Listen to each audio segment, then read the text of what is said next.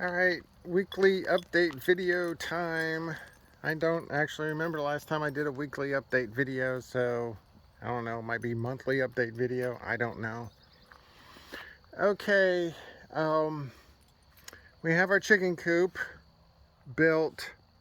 I had bought it a little while ago before all the chickens started coming in to the local stores because we have no idea what we're doing with chickens. This is our first chicken area. And so I wanted to get a little coop. So this is our little beginner coop. And then Andre was concerned about the chicken coop getting too hot and the chickens not having enough shade. So we did a lot of things, including estimating on building and everything. And the cheapest thing we could find was basically a 10 by 10 dog kennel. And then we bought the roof to go with it. So this thing's withstood 30+ mile-an-hour winds so far. I'm supposed to tie it down, but I haven't tied it down yet. And so what's going to happen is the chickens in the daytime, we'll just have them let the run of the entire area. We're going to keep all the grass and everything in here so they can have and destroy it to their little chicken delights once they get in there. Next thing is, this is a burn barrel. I have it on the side right now because I bought a special bit and are poking some holes into it. So I got a couple of holes on the bottom for if rain or water get into it, and then poking holes on the sides to allow some airflow. And so when I get done with that, then there's some things that Andre wants to burn, so we're gonna burn barrel it up. Which also gets to the next thing. While I'm walking back and forth here, we got two 100-foot things of hose, and we got a little carrier hose reel that you can actually wheel around. This thing's actually pretty good moving wise, and basically it is, sorry about that, looked like the hose was kinking a little bit, so I wanted to get it off the fence. And so eventually we'll have one of these on both sides, but 200 feet can get all the way to where the garden is. And so we wanted to be able to do that. So let me pause it and I'll walk over to the garden area. Okay, we're in the garden area, and well, this is the starter. This is the root vegetable garden area. And we had to put up some temporary fencing, so this is very hastily put up, and obviously it's not any type of permanent thing because I want to get more of a permanent fence once we get the rest of the garden in. We just have no idea how big it's going to be, so I just kind of threw this in. The reason is these two kept getting into the garden area and creating havoc. So like, here's my potatoes, and you can see dog feet right there. So pretty much what we got is we got fake, what I call fake whiskey barrels. They're resin barrels, and inside the resin barrels we got potatoes. We got some seed potatoes, and it looks like we're actually getting some potatoes sprouted, and there's a couple there. What I got in each barrel, I got 4 of these, one in each corner. And so the idea is these will grow, and then as they grow we will put more dirt in it. This is actually garden soil, so we will keep raising it, and then over the course of the summer raise it pretty much to the top. Yeah, Sherlock's trying to figure out how to get in here. As long as he doesn't figure out that he can jump, then that'll be good. So then the rest of the potatoes, because it came in a bag, the seed potatoes, so I dug a trench, and so these are lined with potatoes on both sides here. Then I don't think anything's in this one. This one has, I don't even, Andre's the one that wrote this, so I have no idea what this says. All right. Anyway, we got carrots in here. We got onions in here. Oh, well, the onions are definitely right there. And so the onions have started shooting up. We got some garlic in here. We got beets in here. There's dog prints all over the place back here. And yeah, I see you two in here trying to cause havoc. So then the other thing that we got is we got rhubarb. So the rhubarb is perennial. So Andre wanted to keep it separate.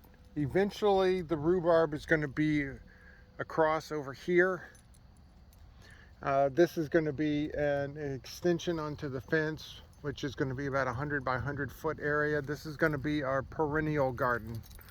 So everything that is going to stay from year to year, like herbs and rhubarb and things like that. So there's a rhubarb plant right there. So I think there's 4 of them. No, there's more than that.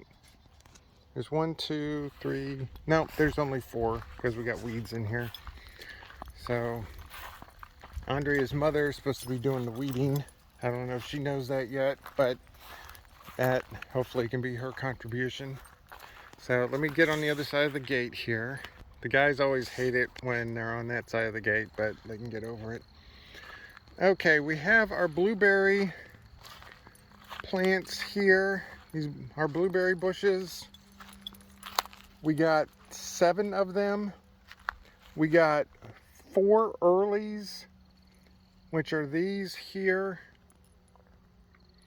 And I don't know if you can hear it on the video, but there's bees around, which is actually good. And then we got 3 mids. And with blueberries, you can be able to, some of them, like the climax blueberries, which are these here, those will produce in early spring. The ones in the middle over here, I forget what they were called, but they will produce in late spring, and then you got some that'll produce in like early summer. So you can, if you like blueberries, like Andrea loves blueberries, then you can be able to have blueberries pretty much from early spring all the way into probably midsummer. And Andrea probably correct me on this when she watches the video, but that's what I'm going with for right now. So we haven't found any late ones yet, so we just have early and mid. Then I have been putting my compost in here. A friend of ours gave that to us, so we've just been chucking the compost in there. And with the chickens and with the garden, that's going to ramp up significantly the compost material. So I decided I dumped it all out and starting a proper compost pile. So that's the compost pile. This is all the stuff that has been in that barrel, with a couple things we put in yesterday, but most of this is what's been in that barrel. So Andrea says it's not ready yet, so I'll agree with her. And so this compost barrel is going to get a new home. And so there's a friend of ours that she loves doing gardening and organic and all that type of good stuff. So we also inherited a worm composter, and we're not going to use that either. So she's going to get that too. She's excited about getting that. Can't remember if I put this on an update video, but we got a trailer. A Tractor Supply opened close to us, and they had 5.5 by 10 foot trailers. And so we got the very first trailer, and I wanted a trailer big enough that I could put the lawnmower in, so if it needs serviced or something, then it could do that. And so we've actually used the trailer. I actually used the trailer to get the dog kennel here, because it came in 4 sections. The chain link was pre-stretched and everything. Now what we want to do in the next couple of weeks, hopefully, is, this is going to be a pain, but something that should have been done to begin with is, right now we got a dirt floor in the shed, and every time, the shed is so well ventilated that every time we get windstorms, it just coats everything in there in dirt and dust, and to the point to where it looked like, you know, in the old movies, that you have caves that you haven't seen in 100 years or several hundred years, that amount of dust. So we talked to a friend of ours who actually did the culvert for us, and I don't know if he knows it yet, but he's going to help us with some stone. So what we want to do is, I want to start the stone over here, so the trailer's not sitting on the ground, it's sitting on the stone. And then it's going to start over there, it's going to go all the way across here, and it's going to come over where the tent is. Now, the bad thing is, in order to do all of this, we have to get everything out of the shed and move it, and you have to get everything out of the tent, and we got to move the tent. So it's something that I'm not really looking forward to do, but it's something that has to be done. And you got the back of Andrea's mother. Now we also got, you can see it over there, we got a load of dirt from the same person, and we were going to shovel it by hand and put it all over the place, but I realized real quickly that was a really dumb idea. So when he comes and does the gravel, he's going to move the dirt too. He told us that it'll be a fixed fee for him to come out here, and then it's just a per hour thing. So if it takes him 3 hours to do it, we pay him for 3 hours of work, or so on and so forth. So can't really complain about that. And the guys have found the shaded area. Sherlock, when he gets really mad, he jumps up on the gate, and then he just starts banging on the thing back and forth. So, alright, let me get in. They had gates on sale at Tractor Supply, so we got the gate. This is going to be the gate going into that new section that we haven't built yet. And so we just went ahead and got the gate, because we saved like, I don't know, 20 bucks or something for the gate. And so what we'll do is, you got that 4-foot gate here, so we can be able to access it from inside this area. And then we got the 12-foot gate, which is going to go on the outside, that I can be able to get the mower in there. So, all right. As you can see, even though it's beginning of March, things have really started shooting out here. These weeds are just all over the place. What we got to do in the next, hopefully, week or two is start herbiciding all this crap, so we can be able to get our seed down, which will probably be the first weekend in April. So we have to back it off from there. I had sent a soils test into Clemson University because they do the soil testing for South Carolina. Hold on a second. All right, Sherlock was just chilling in the other area, so I had to get him over into the nighttime area. Okay, so now both of the dogs are inside. Lady's actually doing a lot better about wanting to come inside now. For a while there, it was about murder to try to get her inside. All right, come on, you two, let's go. And as you can see, both of them come up right to the door, which is good. So let me let them in. Before I go in, I wanted to mention we just got a new LED light for the back, and the one that we had was just a standard crappy one, which is fine for the front and the side doors, but on the back at night I wanted to be able to see the guys anywhere in the nighttime area, and the light that came with it just was not cutting it. And I did not want to have one that was one of these motion censored ones. And so we just got a regular light that you could switch on and off, which is what I wanted. And so this thing lights up the night sky. We can more than adequately see, especially Sherlock at night because he's so dark, anywhere inside the nighttime area. So I really, really like this light. And it was not that expensive. It was like less than 30 bucks or something.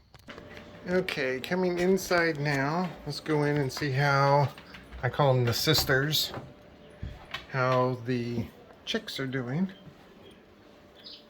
Oh, sounds like they're awake. Last time we were in here, they were all sleeping.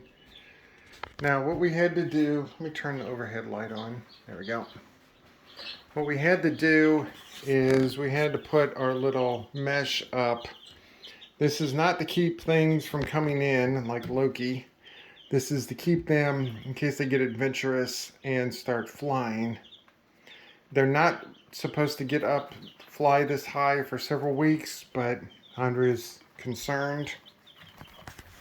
So they're almost a week old now.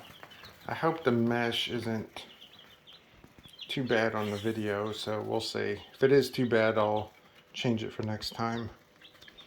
And so Andrea says they're getting bored. So, all right, that is definitely not working. Hold on a second. All right, it keeps wants to focus on the mesh, but hopefully you can see it here. They keep turning up. We have paper towels down that we take out because she said that they need to figure out what's food and what's not food. So they have been taking this up all day long. So the paper towel thing is probably going to come to an end in the next day or so, if not sooner. Then they've also been fighting a little bit, which is an indication that they're too cramped. So they haven't been really fighting a lot. It's just every once in a while. So they so what we're going to do is we're going to start increasing their space. Now we got, this was our first thing of chickens. So we just got the pine shavings, which at the end of the day, I think will be fine for what we need it for. But Andrea wants to get hemp because she says that's a lot better. So when we're done with the pine shavings, we'll probably switch over to hemp. But they'll probably be in the big coop by the time that happens. The good thing is, whether it's hemp or pine shavings or whatever, this is going to create a lot of good brown for the compost, which is what I'm excited about. Because we can come up with the green, no problem. It's the brown I'm more concerned about. And so the chickens, with their chicken waste, will make really good composting material. So we shall see. All 10 of them are still alive, and so we have not lost a single one yet. I don't know if you can see the one at the upper right that's almost halfway in right now, or upper right, upper left. and it's kind of a light colored one, and he has a little spot on his head. Andrea told me, she goes, "You're not going to name the chickens just yet." And I said, "I know." I said I wanted to wait till they got into the chicken coop and we figured out which ones were ours. And then she turned around and said, "Oh, look at Spot." And so that one chicken has a spot, a dark spot on the top of his head, so she calls him Spot. So even though she told me not to name the chicken, she turned around and named one virtually immediately. So I thought that was kind of funny. And so eventually what we're going to do in the next week or so is they're going to, right now they have about half of this space, and so they're going to end up with the full space.